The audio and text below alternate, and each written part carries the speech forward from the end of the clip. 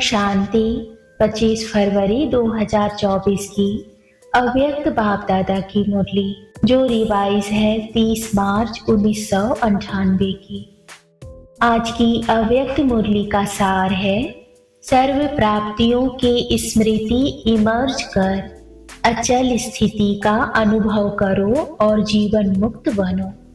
आज भाग्य विधाता बाप अपने विश्व में सर्वश्रेष्ठ भाग्यवान बच्चों को देख रहे हैं। हर बच्चे के भाग्य की महिमा स्वयं भगवान गा रहे हैं। बाप की महिमा तो आत्माएं गाती हैं, लेकिन आप बच्चों की महिमा स्वयं बाप करते हैं। ऐसे कभी स्वप्न में भी सोचा कि हमारा इतना श्रेष्ठ भाग्य बना हुआ है, लेकिन बना हुआ था बन गया। दुनिया के लोग कहते हैं भगवान ने हमको रचा, लेकिन ना भगवान का पता है ना रचना का पता है। आप हर एक भाग्यवान बच्चा अनुभव और फकूर से कहते हो कि हम शिववंशी ब्रह्म कुमार ब्रह्म कुमारियां हैं। हमको मालूम है कि हमें बाप दादा ने कैसे रचा। चाहे छोटा बच्चा है, चाहे बुजुर्ग पांडव है, शक्तियां हैं। किसी से भी पूछेंगे आपका बाप कौन है तो क्या कहेंगे? फलक से कहेंगे ना कि हमको शिव बाप ने ब्रह्मा बाप द्वारा रचा, इसलिए हम भगवान के बच्चे हैं। भगवान से डायरेक्ट मिलते हैं। ना सिर्फ परम आत्मा व भगवान हमारा बाप है, लेकिन वह बाप भी है, शिक्षक भी है और सतगुरु भी है। सबको यह नशा है। बच्चों को खुश देख बाप दादा भी खुशी में झूमते हैं और सदा कहते, वाह मेरे हर एक श्रेष्ठ भाग्यवान विशेष आत्माएं बाप के रूप में परमात्म पालना का अनुभव कर रहे हो। यह परमात्म पालना सारे कल्प में सिर्फ इस ब्राह्मण जन्म में आप बच्चों को प्राप्त होती है। जिस परमात्म पालना में आत्मा को सर्व प्राप्ति स्वरूप का अनुभव होता है। परमात्म प्यार सर्व संबंधों का अनुभव कराता है। परमात्म प्यार अपने देह भान को भी भुला देता, साथ साथ अनेक स्वार्थ के प्यार को भी भुला देता है। ऐसे परमात्म प्यार परमात्म पालना के अंदर पलने वाली भाग्यवान आत्माएं हो। कितना आप आत्माओं का भाग्य है जो स्वयं बाप अपने वतन को छोड़ आप गॉडली स्टूडेंट को पढ़ाने आते हैं। ऐसा कोई टीचर देखा जो रोज सवेरे सवेरे दूर देश से पढ़ाने के लिए आवे? ऐसा टीचर कभी देखा? लेकिन आप बच्चों के लिए रोज बाप शिक्षक बन आपके पास पढ़ाने आते हैं और कितना सहज पढ़ाते हैं। 2 शब्दों की पढ़ाई है, आप और बाप। इन्हीं 2 शब्दों में चक्कर कहो, ड्रामा कहो, कल्प वृक्ष कहो, सारी नॉलेज समाई हुई है। और पढ़ाई में तो कितना दिमाग पर बोझ पड़ता है, और बाप की पढ़ाई से दिमाग हल्का बन जाता है। हल्के की निशानी है ऊंचा उड़ना। हल्की चीज स्वतः ही ऊंची होती है। तो इस पढ़ाई से मन बुद्धि उड़ती कला का अनुभव करती है, तो दिमाग हल्का हुआ ना, तीनों लोकों की नॉलेज मिल जाती है। तो ऐसी पढ़ाई सारे कल्प में कोई ने पढ़ी है। कोई पढ़ाने वाला ऐसा मिला तो भाग्य है ना। फिर सतगुरु द्वारा श्रीमत ऐसी मिलती है जो सदा के लिए क्या करूं, कैसे चलूं, ऐसे करूं या नहीं करूं, क्या होगा, यह सब क्वेश्चन समाप्त हो जाते हैं। क्या करूं, कैसे करूं, ऐसे करूं या वैसे करूं, इन सब क्वेश्चन का एक शब्द में जवाब है, फॉलो फादर। साकार कर्म में ब्रह्मा बाप को फॉलो करो। निराकारी स्थिति में अशरीरी बनने में शिव बाप को फॉलो करो। दोनों बाप और दादा को फॉलो करना अर्थात क्वेश्चन मार्क समाप्त होना व श्रीमत पर चलना। यह मुश्किल है, पूछने की आवश्यकता पड़ती है क्या? कॉपी करना है, अपना दिमाग नहीं चलाना है। बाप समान बनना अर्थात फॉलो फादर करना मुश्किल है या सहज है? सहज है ना?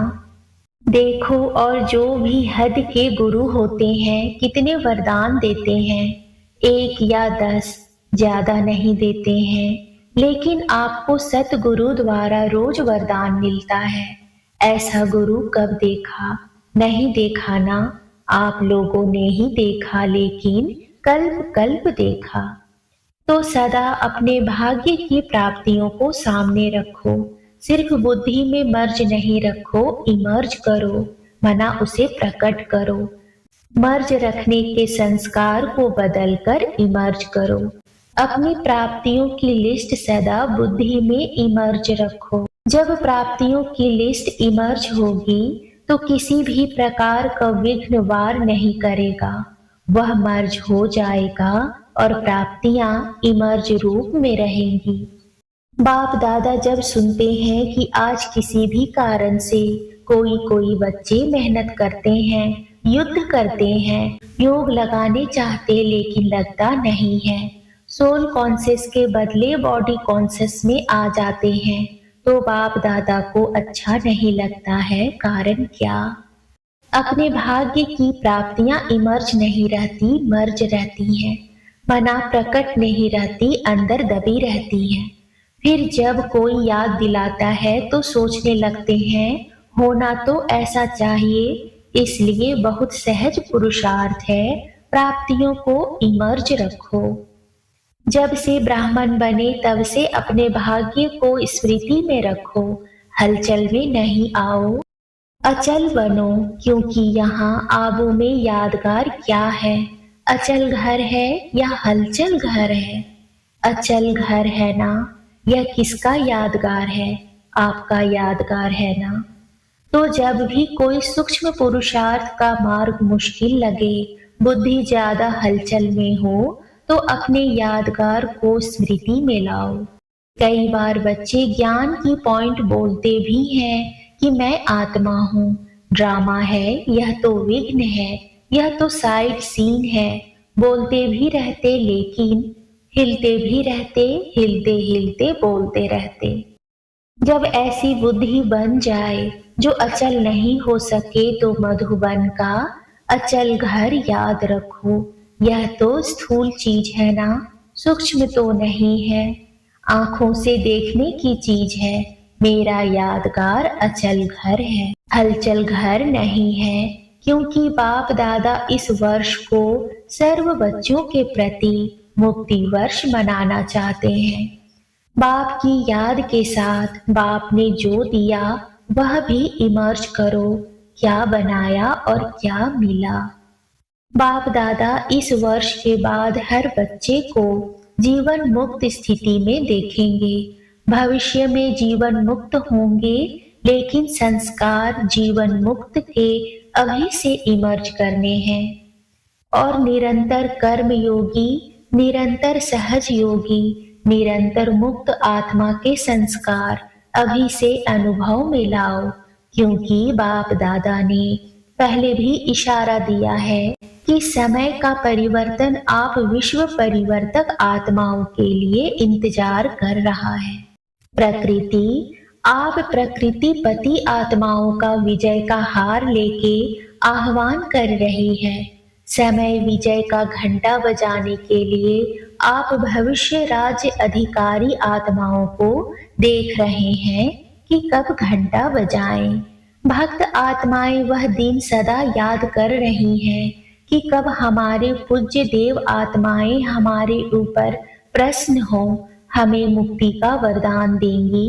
दुखी आत्माएं पुकार रही हैं कि कब दुख हरता सुख करता आत्माएं प्रत्यक्ष होंगी। इसलिए यह सब आपके लिए इंतजार व आह्वान कर रहे हैं। इसलिए हे रहम दिल विश्व कल्याणकारी आत्माएं, अभी इन्हों के इंतजार को समाप्त करो। आपके लिए सब रुके हैं। आप सब मुक्त हो जाओ तो सर्व आत्माएं प्रकृति भगत मुक्त हो जाएं। तो मुक्त बनो, मुक्ति का दान देने वाले मास्टर दाता बनो। अभी विश्व परिवर्तन की जिम्मेवारी के ताजधारी आत्माएं बनो। जिम्मेवार होना, बाप के साथ मददगार हो। क्या आपको रहम नहीं आता? दिल में दुख के विलाप महसूस नहीं होते? हे विश्व परिवर्तक आत्माएं, अभी अपनी जिम्मेवारी की ताजपोशी मनाओ। बाप दादा ने पहले भी कहा, 100 हिमालय जितने बड़े ते बड़े विघ्न भी आ जाएं, तो भी हटेंगे नहीं, हार नहीं खाएंगे। ताजपोशी मुक्ति वर्ष अवश्य मनाएंगे। बाप दादा रोज चार्ट देखेगा।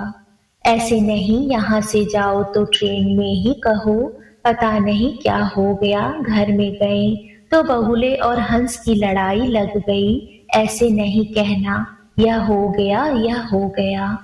यह नहीं सुनेंगे, आपके पत्र वेस्ट पेपर बॉक्स में डालेंगे, सुनेंगे नहीं।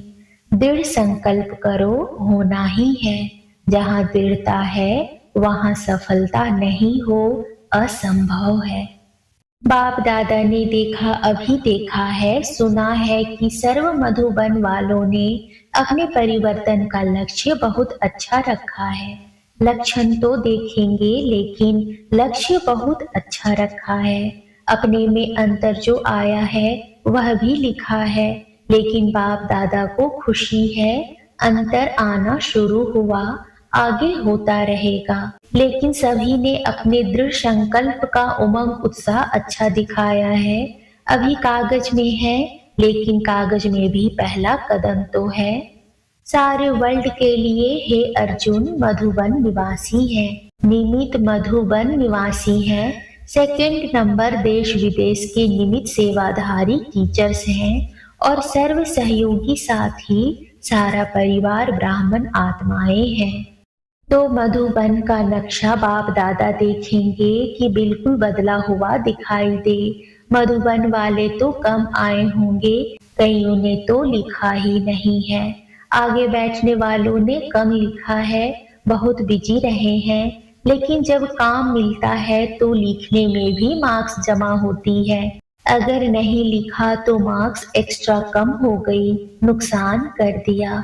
जो भी डायरेक्शन मिलते हैं डायरेक्ट बाप द्वारा मिलते हैं, चाहे निमित आत्माएं दादियों द्वारा मिलते हैं, उसको रिगार्ड देना अति आवश्यक है। इसमें ना बहाना देना, ना अलबेलापन करना। आगे के लिए बाप दादा बता देता है कि मार्क्स जमा नहीं हुई, इसलिए इसको महत्व देना अर्थात महान बनना। हल्की बात नहीं करो, बच्चे बड़े चतुर हैं। कहेंगे बाप दादा तो जानते ही है ना। जानते तो हैं, लेकिन कहा क्यों? जानते हुए कहा ना, तो ऐसे छुड़ाना नहीं चाहिए। बहुत ऐसे कार्य हैं छोटे छोटे जिसको हाँ जी करने में एक्स्ट्रा मार्क्स जमा होती है। कई ऐसे स्टूडेंट्स हैं जो किसी भी पास्ट के संस्कार के वश बहुत अच्छे उमंग उत्साह में बढ़ते हैं, लेकिन कोई ना कोई सुनहरी धागा, बहुत महीन धागा उनको आगे बढ़ने नहीं देता।